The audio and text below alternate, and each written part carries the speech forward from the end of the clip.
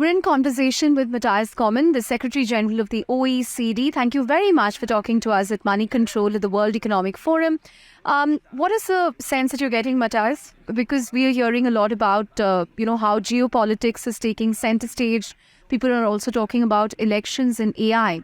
But what's the sense that you're getting from leaders you've been speaking to around the world? Well, the most important point is that the global economy has proven to be remarkably resilient in the context of very significant challenges, several crises and external shocks, and of course now also still very significant downside risk in terms of geopolitical tensions being one of them. But we expect the global economy to continue to grow slightly less and for growth to ease, but nevertheless to continue to grow and growth to pick up again next year. And at the same time, we also see inflation gradually coming down, and we certainly expect that in most major economies, inflation will get back to target range by 2025. You have a ringside view to the Eurozone in particular. What can we expect as far as Europe's growth is concerned? What are the buckets of concern?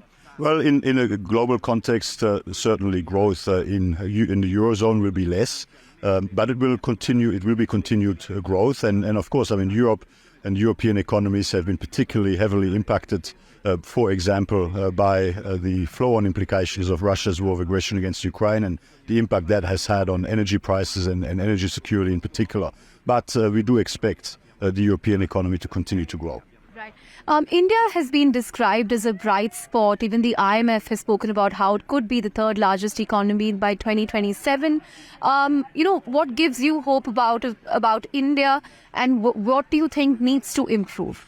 Well, India, we expect to continue to be the fastest growing economy across the G20. We expect a growth of more than 6% this year and next year. And so India, indeed, is performing extremely well and is helping to drive global growth. But with all of the downside risks in the global economy, of course, India as a major trading nation is not immune from the impacts, negative impacts that might flow from developments in other parts of the world. And that is something that will need to be watched. But, and the other point, I guess, that we would make is that we see inflation coming down in India, and we do believe that in the second half of this year there will be opportunity to ease monetary policy settings, to start easing monetary policy settings in India gradually.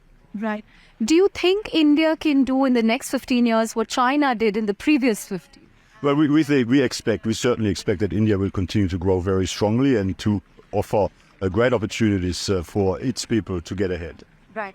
But as public debt to GDP ratios today stand at high levels at a time when global growth is slowing and the poor might need more welfare help, how do you see this challenge? Countries around the world had to invest a lot of resources to support households and businesses in the context of the pandemic and of course also in the context of high levels of inflation. And really now there is a very urgent need to rebuild fiscal buffers to bring public debt levels down. One, in order to deal with spending pressures in domestic economies, including when it comes to increased pressure on healthcare and social services, given the aging of the population in many parts of the world, but also so that we can be appropriately resilient in the context of any future shocks that in all likelihood will come our way. Right. Also, as inflation eases, industry is looking forward to a loosening of central banks' interest rates. So will it be right to expect a shift to dovish policy in the medium to long term? Well, we certainly, for India, we believe that from the second half of this year, we can expect some cautious loosening of cautious loosening of monetary policy settings, and we certainly believe that there will be some easing in monetary policy settings in other parts of the world throughout the second half of 24 and throughout 2025. How crucial are elections going to be? 60% of the world's population will be voting this year. India too will be voting. What factor is that likely to? This is the biggest election year in human history, according to some. So yes, around the world, including in India, billions of people will go to the polling booth. And of course, that is a very important part of our democratic system of governance in many countries of the world, including in India. I think expectations in India are for continued political stability, and political stability is one of the important factors when it comes to economic performance. Right. Finally, Mathias, will AI increase the concentration of wealth in the global north or catalyze the development of the global south? Well, artificial intelligence comes with many exciting upside opportunities, including in terms of boosting economic dynamism, productivity, growth, and also boosting the quality of services in healthcare, education, and many other areas.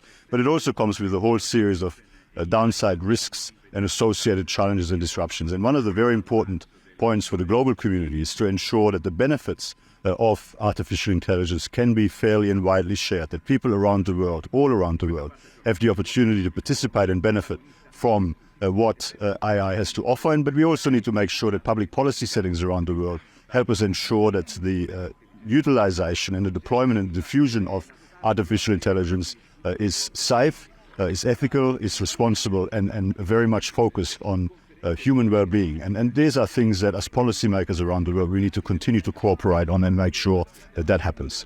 Anything that you'd like to say about the role that PM Modi has played in driving India's growth and reforms? Well, the Prime Minister Modi has been an inspirational leader for India, and he and his team have done an outstanding job in leading the G20 in 2023. I very much appreciated my cooperation with Prime Minister Modi and the government in India. And clearly, I mean, the results are there to see. I mean, there's been very significant progress made over the last decade or so. The growth performance will continue to deliver better living standards for people across India. On that note, thank you very much, Mathias, for talking to us.